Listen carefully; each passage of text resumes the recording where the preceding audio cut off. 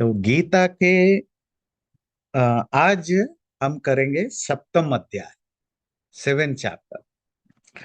तो श्लोक देखते हैं।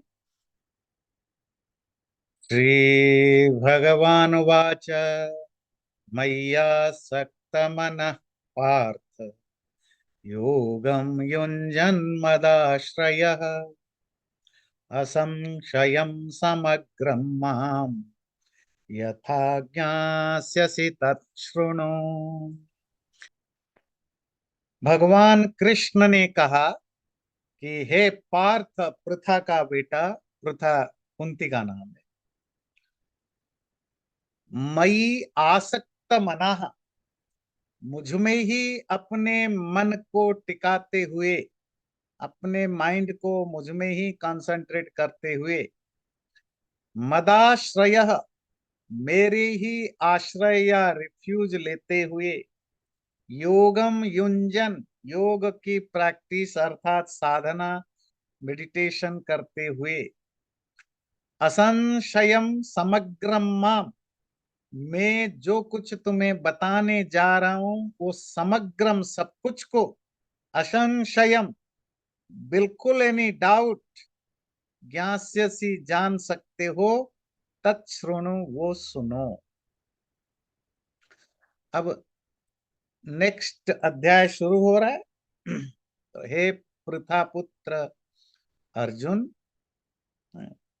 मन को कंसंट्रेट करके, मेरे ऊपर माइंड को फोकस करके, जो कुछ भी मैं तुम्हें बताने जा रहा हूं पूरी तरीके से वो सारे के सारे की चीजों को बहुत ही केयरफुली उसको सुनो। कोई भी चीज आप सुनते हैं, पढ़ते हैं, लिखते हैं, तो दो चीजें जरूरी होती है कि जो बता रहा है, अगर उस पे आप पूरे फोकस नहीं करते हैं, जो पढ़ाया, जो बताया जा रहा है उसमें फोकस नहीं करते हैं, तो आपके आधे अधूरे ज्ञान होकर जाते हैं। क्योंकि ये ह्यूमन नेचर है। जब आप सुनते हैं या पढ़ते हैं, कुछ समय के बाद आपको लग रहा है कि आप सुन रहे हैं, पढ़ रहे हैं, पर आपका माइंड कहीं जा चुका होता है। वो जो पर्टिकुलर 2-4 मिनट, 5 मिनट, कभी कभी बहुत मिनट तक आप दूसरे ख्यालों में, दूसरे थॉट्स में खोए रहते हैं। आपका कान सुन रहा होता है, इवन आप टीवी भी देखते हैं, तो भी उसमें बहुत सारे चीजों में आपका माइंड और कहीं चला जाता है। ओवरऑल आपने कहा कि मैंने 1 घंटा सुना, पर उसमें बीच बीच में कितने बार आपका माइंड और कहीं गया। गया हो सकता है कि स्पीकर जब बता रहा था वो आपको बीच में बोरिंग लगा, समझ में नहीं आया, इंटरेस्टिंग नहीं हुई, कैच नहीं कर पाए, या आपको कोई दूसरी चीज अचानक याद आ गया माइंड में, या माइंड अचानक चला गया। कभी कभी कुछ लोग, कुछ भी नहीं है रूम में, कुछ भी हो, उनका आंखें वहां चला जाएगा। मतलब अगर खट की आवाज हो तो उधर देखने लगे, इसका मतलब है कि वो फोकस में है ही नहीं। फोकस में क्यों नहीं है? या तो उसको मजा नहीं आ रहा है, वो इन्वॉल्व नहीं हो पा रहा है। तो उसे होता क्या है? मुझे लगता है या आपको लगता है या सब कि मैंने तो 1 घंटा 2 घंटा या पढ़ा लिखा सुना, पर एक्चुअली वो बीच बीच में कहीं गायब हो गया, तो कनेक्शन नहीं हो पाया। क्लासरूम में भी यही होता है। जब आप कॉलेज, स्कूल कॉलेज में भी पढ़ते थे, तो वहां भी यही होता है। जब या तो टीचर बहुत ज्यादा एंटरटेनिंग वे में पढ़ाए कि आपको पूरा 50 मिनट 1 घंटे तक पूरा फोकस में रखे, या आपके ही पढ़ने वाले, सुनने वाले की ही इतनी श्रद्धा स्ट्रांग हो कि वो हर चीज को सुने, और सुने मतलब कान में सुन के वो दिल तक पहुंचे। नहीं तो बाकी चीजों में हम 1 घंटा सपोज लेकर चलते हैं, उसमें बीच बीच में बहुत सारे ब्रेक्स आते हैं।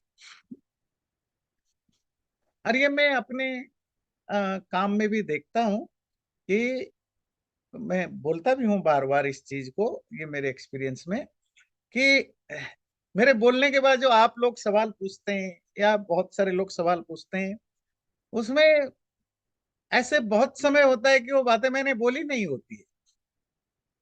जब बोला जाता है कि आपने ये बोला बोला, इसका मतलब है कि मैं क्या मेरे बोलने से पहले आपने कुछ सुना, उसके बाद 4-5 मिनट आप आप रहे, इन बिटवीन मैंने कुछ क्लैरिफाई किया, वो आपके दिमाग में गया नहीं, उसको रिकवर करने के लिए जो ना, जो बीच का जो ब्रेक है उसको कवर करने के लिए माइंड अपने प्री जो आपकी कंसीव्ड नोशन है वो उससे उसको कनेक्ट कर लेता है।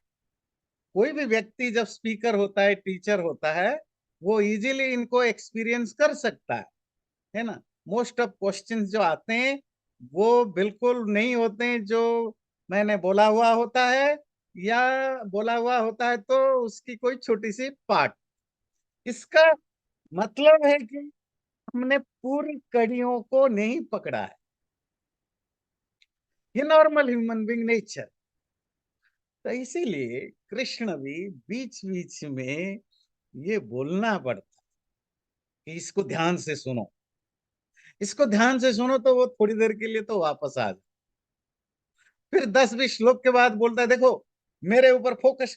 तो आप कुछ भी बोलो, इसका मतलब होता है आपकी अटेंशन को दोबारा रीगेन करना।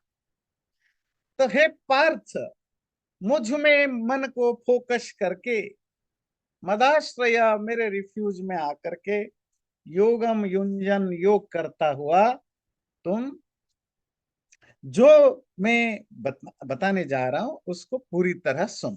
तो क्या बात है?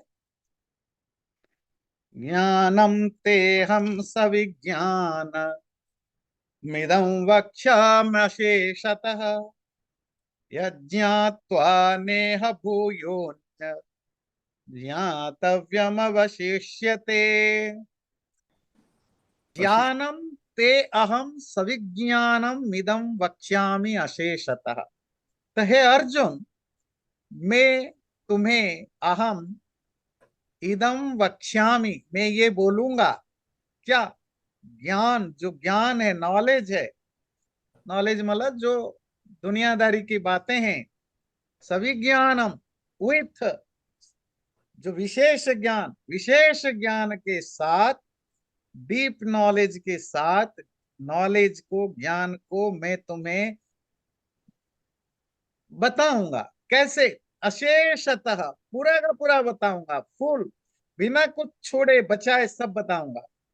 यज ज्ञात्वा, जिसको जान लेने पर, न यह, यहाँ पर नहीं, भूयो दोबारा, अन्यत ज्ञातव्यम अवश्यते, और कुछ जानने को बच जाए, रिमेन्स रह जाए। तो मैं तुम्हें क्या बताऊंगा? मैं तुम्हें ज्ञान भी बताऊंगा और विज्ञान भी बताऊंगा। पहले मैंने क्या क्लैरिफाई किया था, ज्ञान विज्ञान का नॉलेज एंड साइंस से रिलेटेड नहीं है। ये ज्ञान और विज्ञान हमारे वेद उपनिषद शास्त्रों में, गीता वगैरह में बार बार आता है। उस विज्ञान का अर्थ हिंदी में जो साइंस है उससे नहीं है। इसका सिर्फ इतना मतलब होता है, एक जो आप सुपरफिशियल नॉलेज जो होता है, उस इंफॉर्मेशन, उसको हम ज्ञान कहते हैं। और उसकी जो डीप नॉलेज है, जब आप इसकी रूट तक जाते हैं, जड़ तक जाते हैं, उसकी गहराई तक समझते हैं, वो विज्ञान होता है। या दूसरी भाषा में कहें, जो एक्सटर्नल, जो यूनिवर्स का जो ज्ञान है, फिनोमिनल नॉलेज है, वो ज्ञान है। और जब आप उसके डीप में जाते हैं तो कहाँ पहुंचते हैं? तो चेतना पर, कॉन्शसनेस पर, आत्मा परमात्मा पर। तो उस आत्मा परमात्मा को जानना जो है वो विज्ञान होता है, क्योंकि वो विशेष ज्ञान है, वो डीप नॉलेज है। तो है ना। तो ज्ञान और विज्ञान आपको क्लियर हुआ।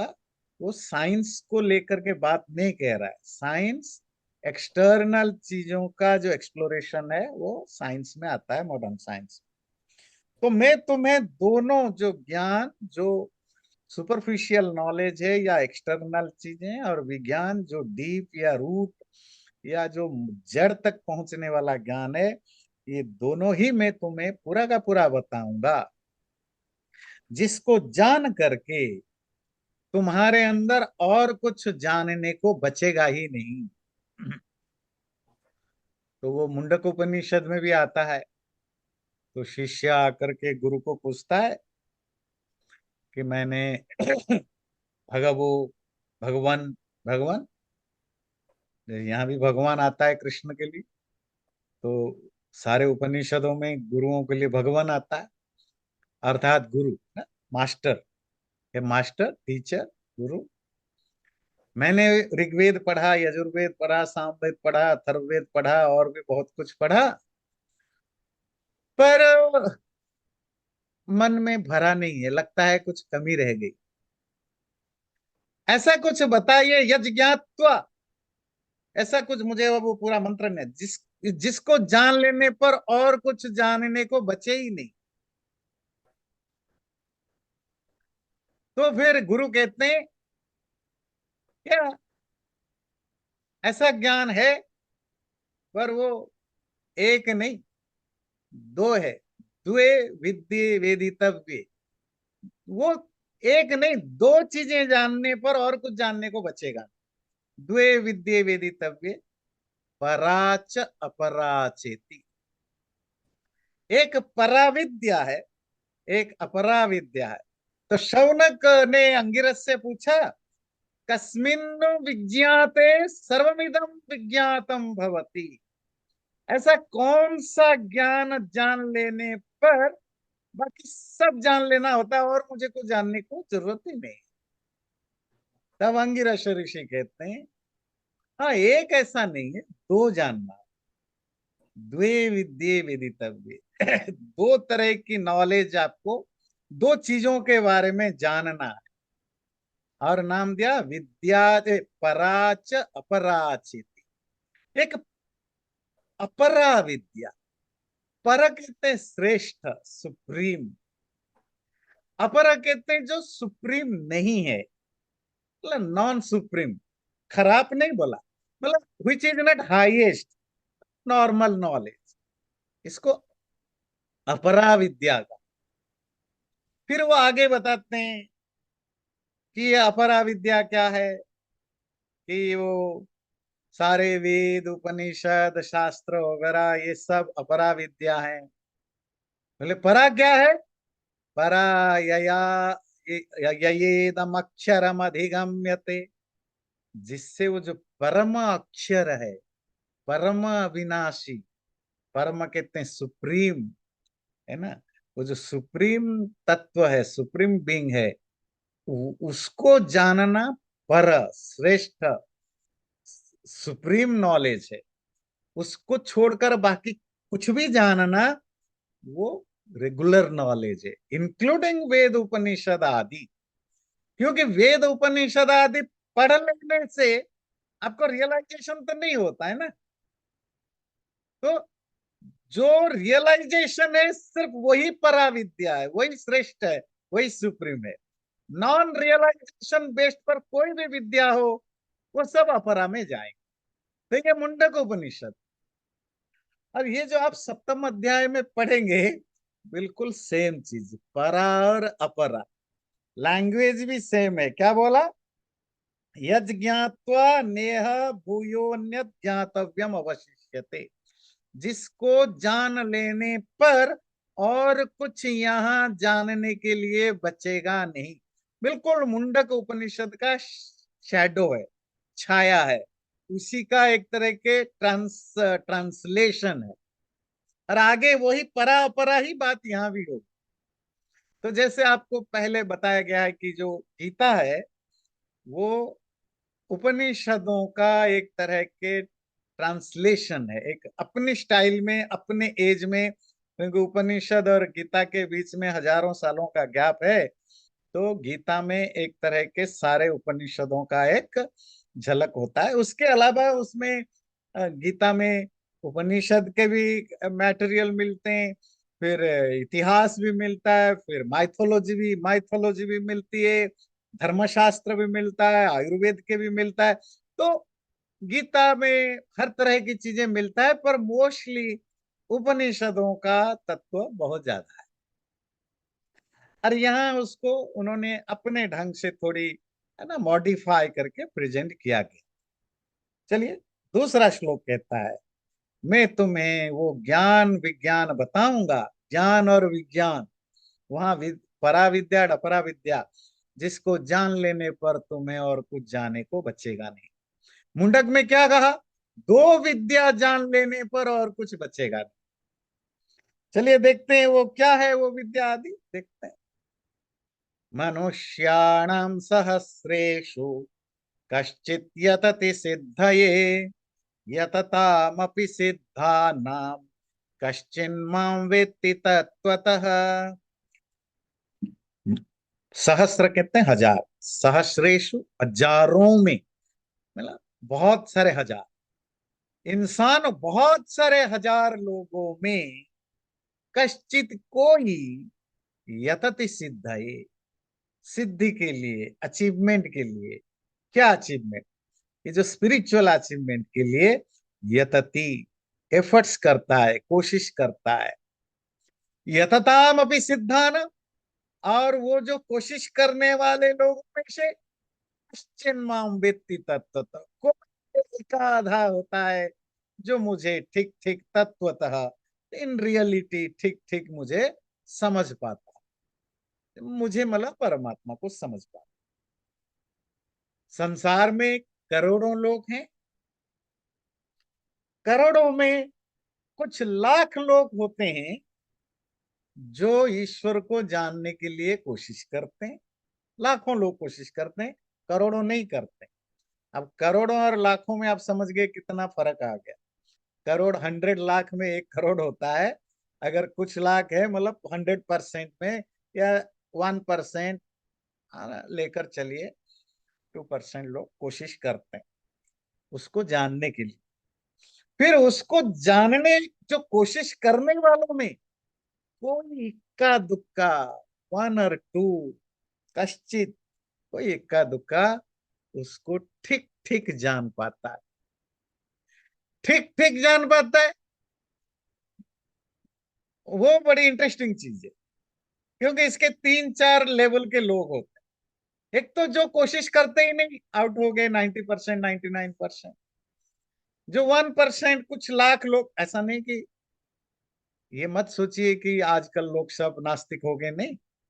आपको यूरोप में भी मिलेंगे, आपको अफ्रीका में भी मिलेंगे, आपको चाइना जापान में भी मिलेंगे, आपको मिडिल ईस्ट में भी मिलेंगे, भारत में भी मिलेंगे, जो ईश्वर को जानने की जेन्युइन कोशिश करते हैं। वो अलग बात है, वो जानने की जो उनके एफर्ट से वो कितना सही ढंग से वो कोशिश करते हैं, उनको उसकी कितना ज्ञान है, नहीं है।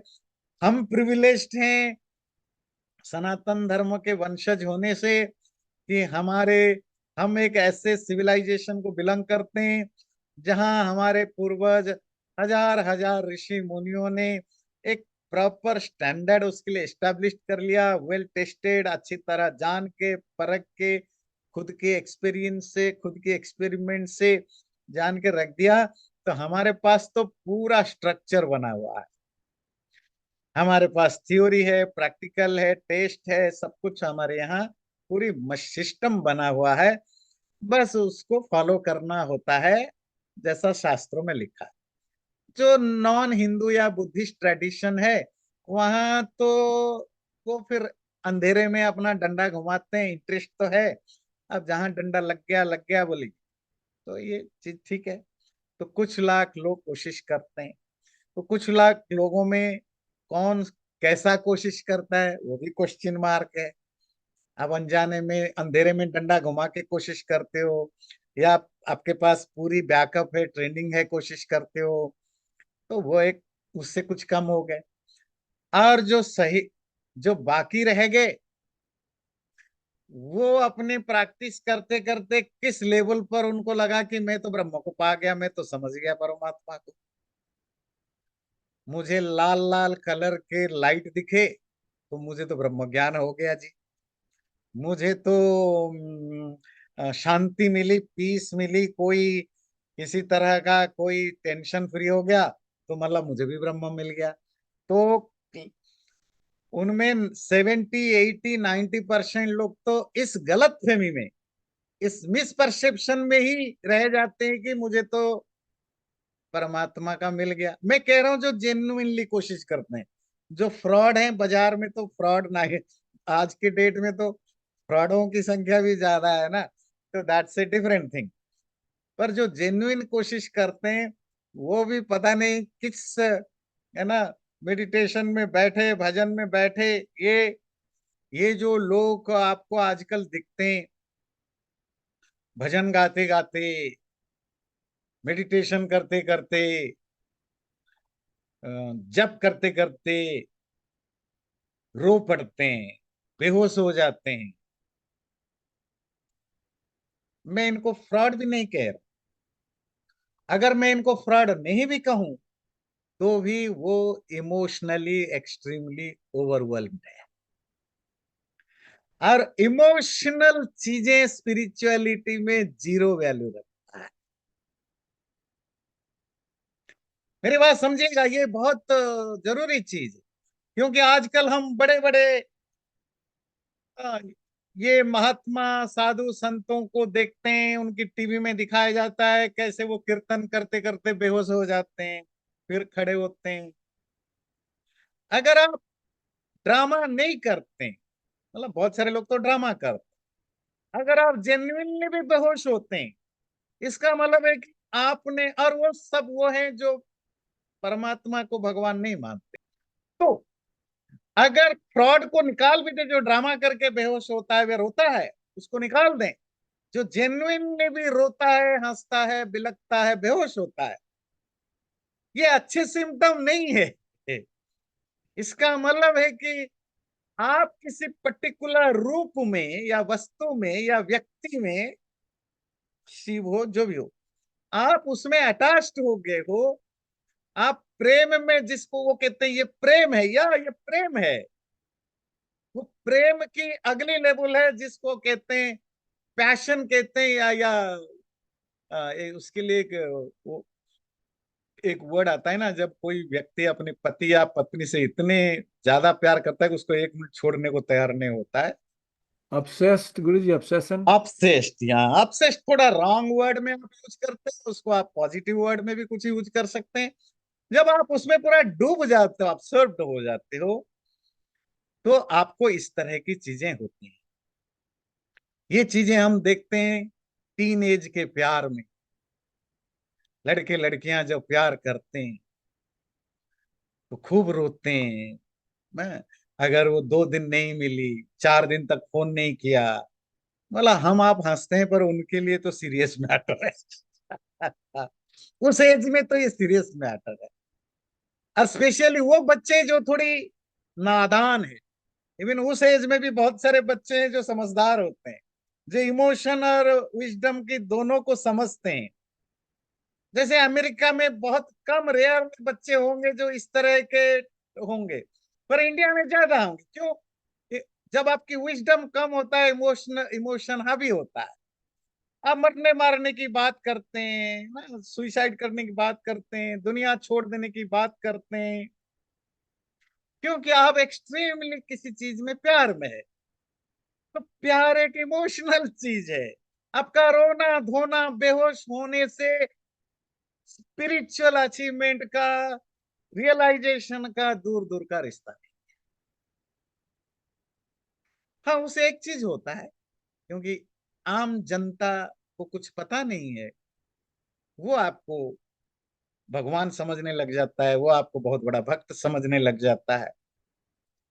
तो आप आम लोगों के नजर में तो आप बड़े हीरो बन जाते हैं, पर इन रियलिटी इसकी कोई ज्यादा वैल्यू नहीं है। एक चीज ये ध्यान रखिए। तो एक चीज हुआ कि जो एफर्ट्स करते ही नहीं है, आम लोग जो एफर्ट्स करते हैं उनमें कितने लोग प्रॉपर पढ़ लिख के समझ के जान के करते हैं, उनकी परसेंटेज कम होता है। जो प्रॉपर गुरु पर समझ, सोच समझ के गुरुओं से सीख करके करते हैं, उनमें कितने रास्ते में ही उनको गलतफहमी होती है कि मुझे मिल गया, कोई लाइट दिख गया, कोई लाल पीला दिख गया, कोई स्टोरी दिख गई, कोई बेहोश हो गया, कोई नाचने कूदने लग गया। तो बहुत रेयरली होते हैं जो एक्चुअली समझते हैं ये भी पाथ नहीं, ये भी पाथ नहीं, ये भी रास्ता नहीं, वो भी रास्ता नहीं, और लास्ट तक पहुंचते हैं। और ऐसा नहीं है कि सिर्फ भक्ति मार्ग में जो मैंने आपको जो बताया भी, ये बेहोश होना, रोना धोना, ये भक्ति मार्ग, भक्ति को प्रमोट करने वाले लोगों में ये दिखता है ज्यादा। ऐसा नहीं कि ये मिसपरसेप्शन सिर्फ भक्ति मार्गों में, इवन जो जो मेडिटेशन मार्ग में भी जाते हैं। इसीलिए पतंजलि का जो आप पढ़ेंगे योग सूत्र में, जो तीसरे चैप्टर में जो विभूति पाद में दिखाते हैं, वो भी आपका ट्रैपिंग है, ट्रैपिंग वो नेट है, जहां आपको लगेगा अच्छा मेरे तो इतनी शक्तियां आ गई, ओ मैं तो जीत गया। एक बड़ी स्टोरी सुनने को मिलता है महात्मा बुद्ध के बारे में। स्टोरी सच है कि झूठ है नहीं, बस नैरेटिव है ना, एक तरह की हियर सेइंग स्टोरी है, पर स्टोरी बहुत इंपॉर्टेंट है, बहुत सॉलिड मैसेज देता है। तो कहते हैं महात्मा बुद्ध जब कश्मीर गए, यात्रा पर थे, तो एक वहां साधु उनको मिले। तो साधु ने बोला कि आपको देखकर बड़ा अच्छा लगा, बहुत दिनों से आपको मिलने की इच्छा थी, मैंने सुना है आप सिद्ध हैं, सिद्ध मतलब अचीवर हैं। सिद्ध का लिटररी मीनिंग होता है जिसने परफेक्शन पा लिया है, अचीव कर लिया है,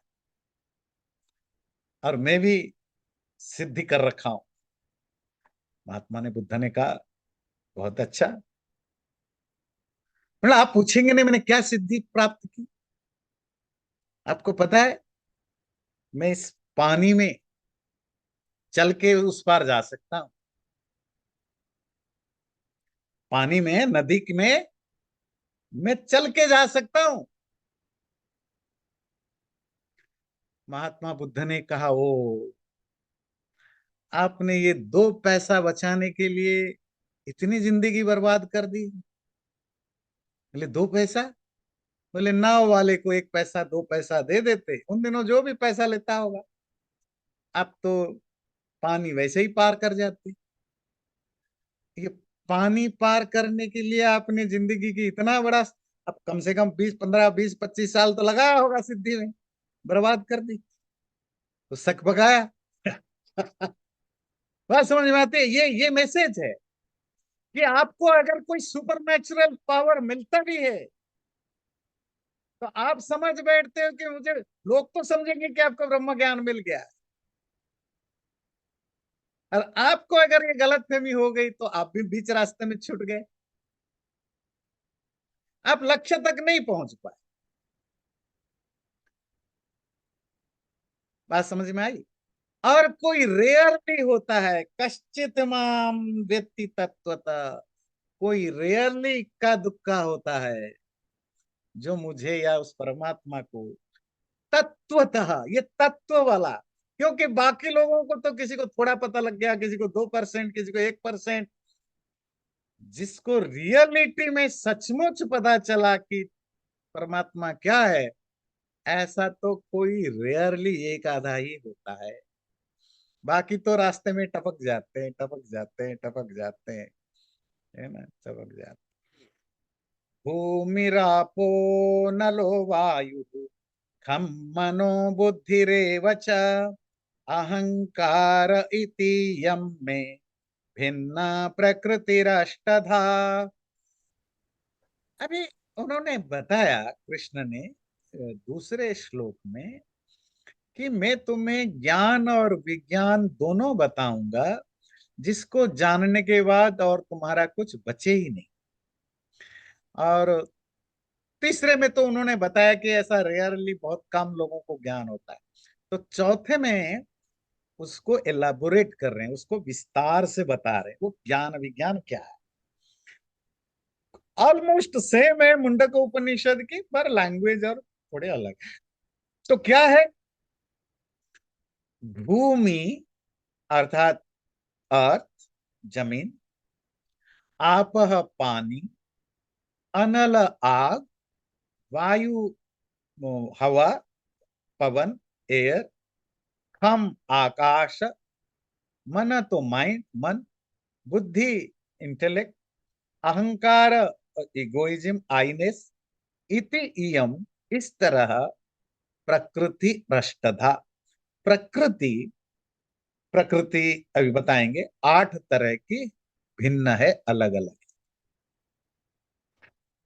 तो जो मुंडक में परा और अपरा विद्या की बात थी, परा विद्या चेतन को जानना, परमात्मा को जानना, अपरा विद्या दुनिया को जानना, जिसको ईशावास्य उपनिषद में ज्ञान और अज्ञान कहा, क्या कहा, अंधम तम प्रविशन्ति, विद्या और अविद्या कहा, विद्या और अविद्या कहा, मुंडक में परा और परा कहा।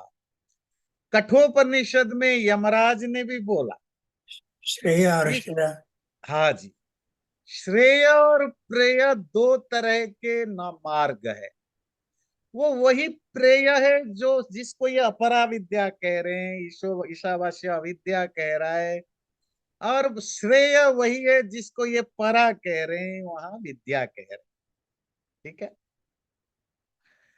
तो वो जो अविद्या, अपरा विद्या, प्रेय विद्या, आप लोग श्वेताश्वेतर उपनिषद में जिन्होंने, जो लोग श्वेताश्वेतर उपनिषद मिस करते हैं, मिस मत करिए। अगर आपको थोड़ा फिलोसफिकल स्पिरिचुअल चीजों में इंटरेस्ट है, जरूर ज्वाइन करिए। वो वेदांत की तरह हार्ड नहीं है, मतलब बोरिंग या एकेडमिक नहीं है ना, बहुत अच्छा है, गीता की तरह बहुत इजी एंड फ्लो में है।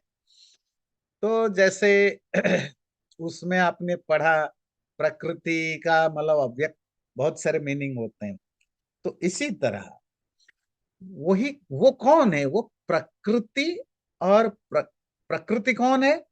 ये जो जो यूनिवर्स है, मैटेरियल यूनिवर्स, उसकी जो प्राइमोडियल स्टेट है, जो रूट स्टेट है, जो मूल अवस्था है, या कह सकते हैं जो अनमैनिफेस्टेड स्टेट है, अव्यक्त अवस्था, जिस अवस्था में उसमें कोई विकार, कोई चेंज, कोई मैनिफेस्टेशन नहीं होता।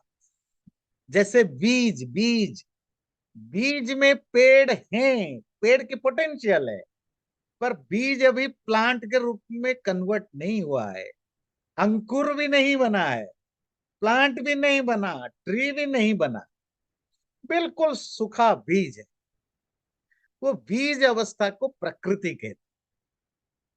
फिर बीज जब इकोसिस्टम के संबंध में आता है, फिर उसमें हलचल होता है, फिर उसमें धीरे धीरे 2-3 दिन के बाद अंकुर आता है, अंकुर धीरे धीरे बड़ा होता है, फिर बड़ा होता है, फिर वो कुछ सालों के बाद बड़े प्लांट में कन्वर्ट। ये जो बीज रूप है, उसी को प्रकृति कहते हैं, ये संसार की बीज। और वो जो प्रकृति के जो चेंजेस होते हैं, जो उसमें विकार या चेंजेस या मैनिफेस्टेशन होते हैं, उसको कहते हैं विकृति, विकार। ये शब्द याद रखिए। प्रकृति मतलब मूल रूप, रूट रूप, सीड फॉर्म।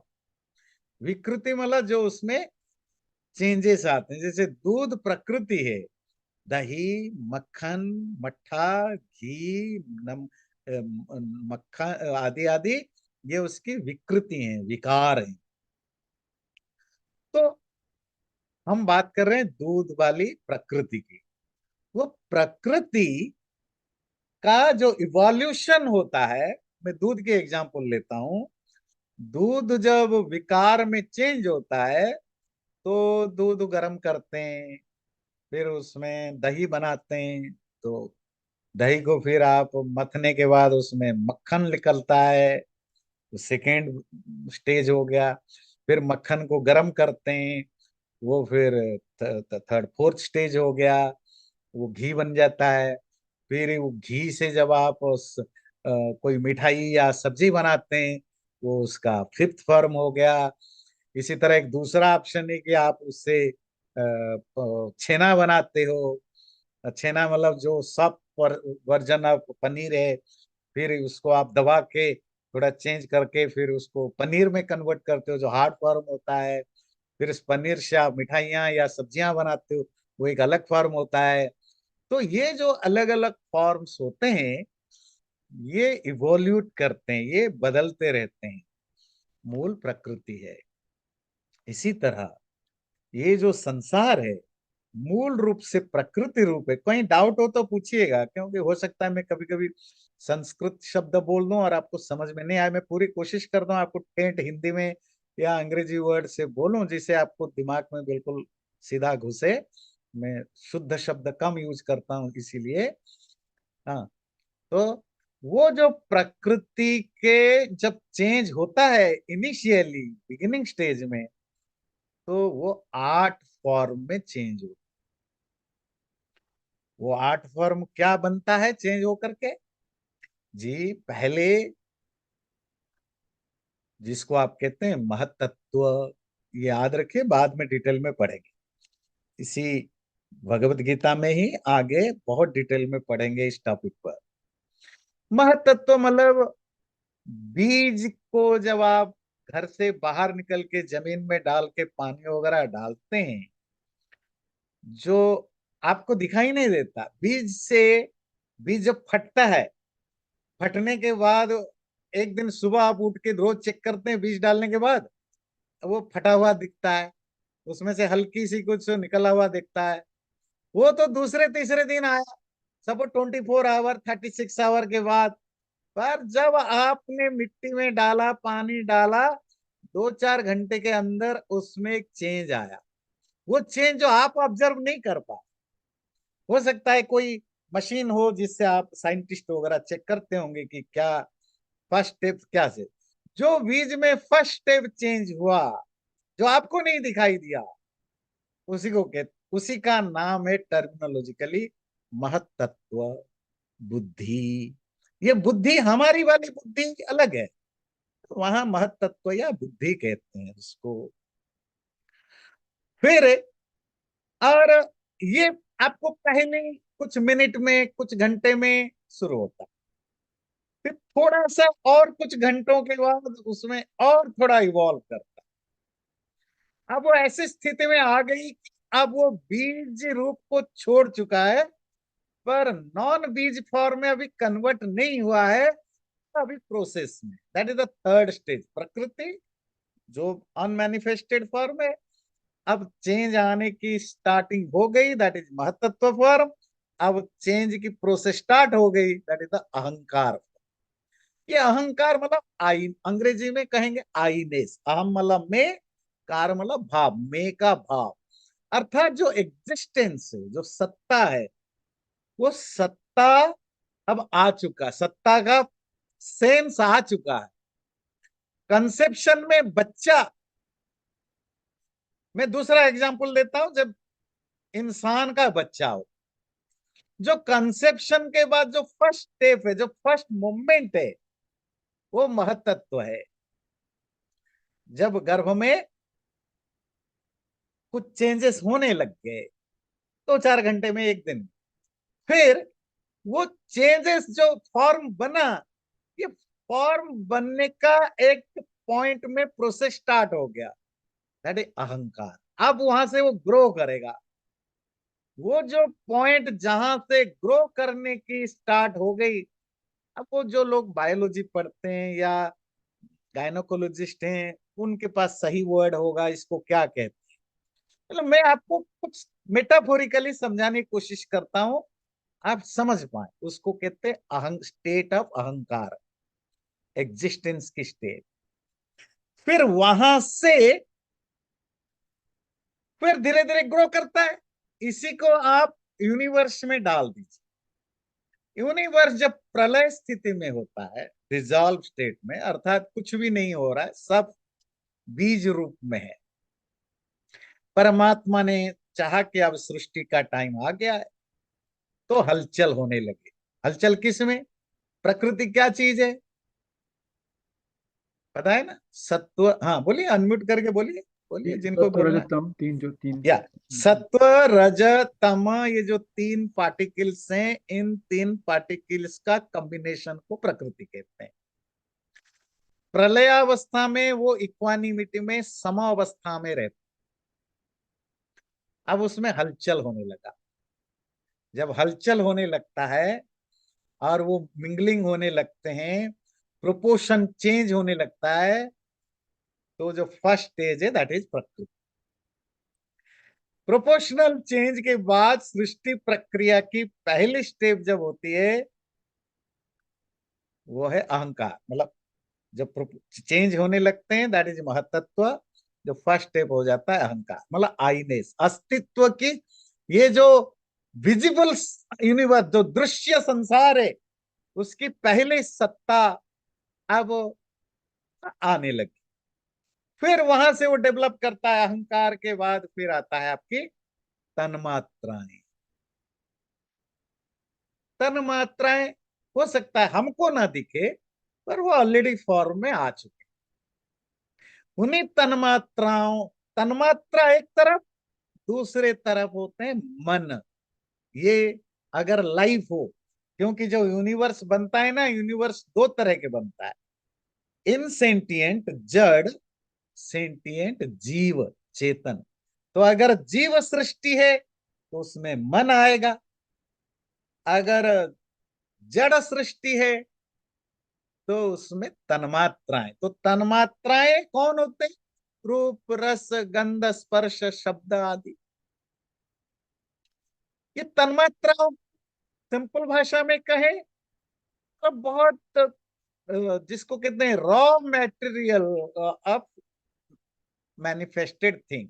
जैसे गोल्ड, जो जो मैंने सुना, जो 24 कैरेट सोना होता है वो प्योर गोल्ड होता है। और मुझे पता नहीं, आप करेक्ट करेंगे, कहते हैं वो 24 कैरेट गोल्ड से, तो गोल्ड तो मेल्ट, वो ये नहीं होता, उसमें नम्यता या फ्लेक्सिबिलिटी नहीं है। उसमें कुछ परसेंटेज दूसरे धातु मिलानी पड़ती है जिससे कि उसको मोल्ड किया जा सके। और उसमें मिनिमम 2 कैरेट्स मिलानी पड़ती है मिनिमम। मतलब 22 कैरेट सोने में आप कुछ बना सकते हो, 2 कैरेट आप कुछ मिलाते हो। 24 कैरेट में कुछ बना नहीं सकते हो। ये जो 24 कैरेट सोना, ये तन्मात्रा है। और जो 22 कैरेट या 20 कैरेट या 18 कैरेट या 16 कैरेट है, ये सूक्ष्म भूत हैं। तो वही संसार का तन्मात्रा, मतलब बेसिक एलिमेंट सब आ गए। फिर थोड़ा सा और ग्रॉस स्थूल अवस्था में आए तो सूक्ष्म महाभूत, फिर और ग्रॉस हो गए तो महाभूत। ये महाभूत कौन है? भूमि, आप, अनल, वायु, थम। मैंने देखा ज्यादातर लोग उसको अंग्रेजी में ट्रांसलेशन करे या हिंदी में या अपनी भाषा में करे, थोड़े मिस जॉर्ज मिस अंडरस्टैंड करते हैं या गलत वर्ड चूज करते हैं, जो कंफ्यूजन पैदा करता है। वहां पृथ्वी, भूमि, ये शब्द मिलता है। पृथ्वी का मतलब अर्थ, प्लानेट होता है। भूमि का मतलब भी अर्थ। तो इसका, इस भूमि, पृथ्वी आदि का अर्थ प्लानेट से या भूमि मतलब मिट्टी से कोई लेन देन नहीं है। जब वो कहते हैं आप जल, वो जल मतलब ये जो पीने वाले या समुन्द्र का जल की बात नहीं है। जब कहते हैं वायु, पवन आदि, ये ये एयर नहीं है जिसे आप सांस लेते हो। या अनल मतलब आग, मतलब सिर्फ वो आग नहीं जो जलता है। तो भाई क्या चीज है? बात है कि जब ये यूनिवर्स डेवलप करता है, मैटेरियल वर्ल्ड, ग्रॉस फॉर्म में, स्थूल फॉर्म में, तो उसकी 5 फॉर्म बनते हैं। ध्यान रखिएगा।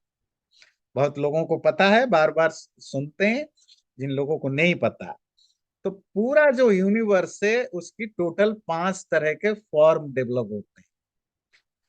जो सॉलिड फॉर्म है ना, हार्ड फॉर्म, उसी को पृथ्वी तत्व, भूमि तत्व कहते हैं। वो मिट्टी हो, पहाड़ हो, आपका शरीर हो, मांस हो, फ्लेश हो, कुछ भी हो, जो भी सॉलिड फॉर्म में हुआ, उसी को पृथ्वी तत्व कहते हैं। पृथ्वी का अर्थ अर्थ, प्लानेट नहीं, या मिट्टी या क्ले नहीं। पृथ्वी या भू तत्व का मतलब है सॉलिड फॉर्म। इसी तरह आप मतलब वाटर नहीं, ये मैटेरियल वर्ल्ड का एक और रूप होता है, that is the liquid form. तो जो भी लिक्विड फॉर्म में है, तरल फॉर्म में, उसी को जल तत्व या जल, पानी, या आप जो भी शब्द आप कहें। तीसरा, अग्नि। अग्नि मतलब सिर्फ फायर नहीं, ये यूनिवर्स जो मटेरियल वर्ल्ड है उसका और एक फॉर्म होता है एनर्जी फॉर्म। वो लाइटनिंग भी हो सकता है, वो बिजली भी हो सकता है, वो करंट भी हो सकता है, इलेक्ट्रिसिटी भी हो सकता है, वो आग भी हो सकता है। किसी भी फॉर्म की एनर्जी को यहाँ अग्नि अनल शब्द से कहा गया। ये तीसरा फॉर्म है मटेरियल वर्ल्ड की। चौथा फॉर्म है जिसको वायु कहते हैं, गैस फॉर्म, है ना। नहीं, आप तो मेरे ख्याल से साइंस में ये ऑक्सीजन ये सबको तो आप गैस ही बोलते हैं, है ना, हाइड्रोजन जो भी है। तो ये जो गैस फॉर्म है उसी को वायु तत्व कहा गया। और ये चारों तत्व समझ आ गया, solid, liquid, energy and gas. ये चार के अलावा जो बच गया, क्या बच गया? वैक्यूम, नो फॉर्म, उसको कहते हैं ईथर, आकाश। वो आकाश ये नहीं जो स्काई जो आप बोलते हो, या स्पेस जिसमें स्पेस शटल चलता है, वो नहीं। आकाश मतलब खाली जगह, वैक्यूम। और इसके लिए यहां क्या शब्द दिया गीता ने? थम। थ का मतलब ही होता है खाली जगह, खाली, वैक्यूम। ठीक है। तो ये मैटेरियल वर्ल्ड इंक्लूडिंग आपका शरीर, ये पांच चीजों से बनता है। कुछ उसमें सॉलिड फॉर्म होता है, कुछ लिक्विड फॉर्म में होता है, कुछ गैस फॉर्म में होता है, कुछ एनर्जी फॉर्म में होता है, कुछ वैक्यूम फॉर्म में होता है। बात क्लियर हुई? ये पांच तत्व डेवलप हुए। तो ये पांच, और मन, मन भी मटेरियल है, बट वो जीव तत्वों में, सेंटिएंट चीजों में आता है। तो ये छह, और अहंकार और महतत्व, ये आठ।